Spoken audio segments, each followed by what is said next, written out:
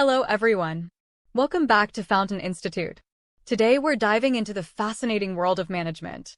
Whether you're a seasoned professional or just starting, understanding the fundamentals of management is crucial for success.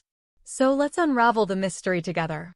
First things first, what is management? Management is the process of planning, organizing, directing, and controlling resources within an organization to achieve specific goals and objectives.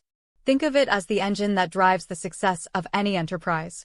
Now, let's explore some key concepts of management that make it all click. 1. Planning. Imagine setting sail without a map.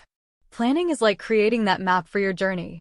It involves setting goals, defining objectives, and strategizing for success. 2. Organizing. Once you have a plan, organizing comes into play.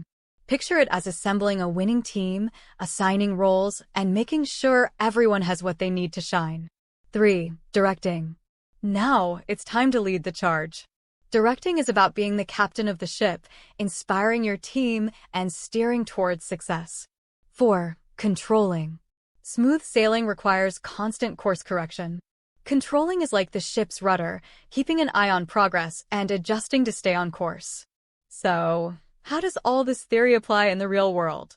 Well, think of your favorite football team.